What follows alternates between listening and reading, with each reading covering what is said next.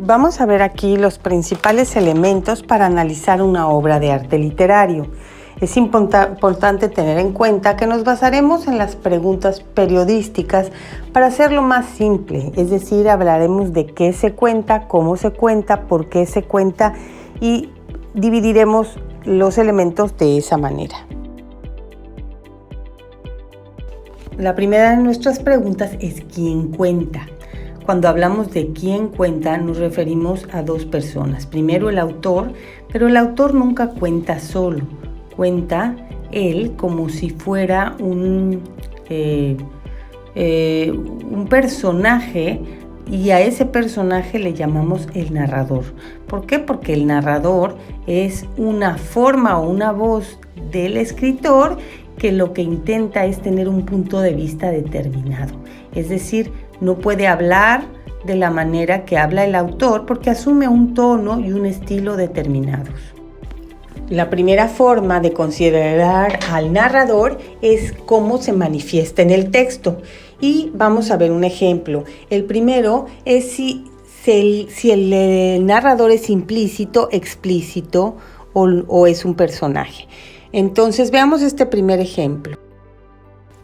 En este caso tenemos a un narrador implícito, es decir, no se manifiesta, simplemente cuenta como si fuera una especie de Dios. Y dice, por fin la desconocida subía siempre en aquella parada, amplia sonrisa, caderas anchas, una madre excelente para mis hijos, pensó, la saludó.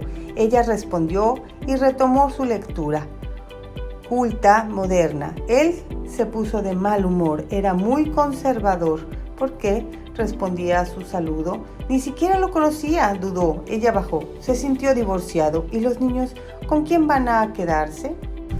El siguiente caso es el del narrador explícito, es decir, en la obra hay un narrador que cuenta la historia de alguien más o su propia historia, como sería el caso de la serie Sex Education, donde el protagonista nos cuenta su historia.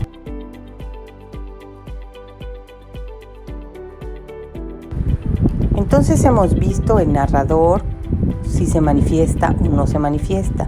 Y ahora nos toca ver si es uno o son múltiples. Uno pues es fácil de distinguir, solo una persona cuenta. Y múltiple es cuando hay diferentes perspectivas, como en el caso de la lección de Agos, que empieza siendo la narración de Agos, pero pronto veremos a su mamá y a diferentes compañeros hablar sobre su historia. Podemos pensar en el narrador desde el lugar que ocupa. Por ejemplo, en el caso de Dexter, se trata de un narrador protagonista. Él cuenta su historia desde su protagonismo. Dentro de los narradores que viven dentro de la historia tenemos al testigo, como sería el caso del personaje de Watson, en Sherlock Holmes, que igual que el protagonista viven dentro de la historia. Tenemos también un tipo de narrador que todo lo ve y todo lo sabe. Vive fuera de la historia y es como una especie de Dios. Se puede meter en la cabeza, en los pensamientos y en los actos de las personas que narra. Todo lo ve y todo lo sabe. Podemos concluir entonces haciendo un resumen de que tenemos los narradores internos, que es un personaje de la historia como el protagonista o el testigo y tiene un punto de vista de primera persona y segunda persona gramatical, es decir, puede contar desde la persona del yo y del tú.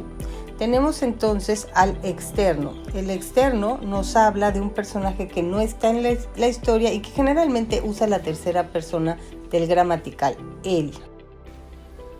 Y como parte de los externos también podemos tener a alguien que es un objetivista o un observador, que solamente mira los hechos sin juzgarlos y no puede meterse en la cabeza ni en los pensamientos ni en el actuar de los personajes. Funciona como una cámara de cine que lo ve desde una perspectiva fija.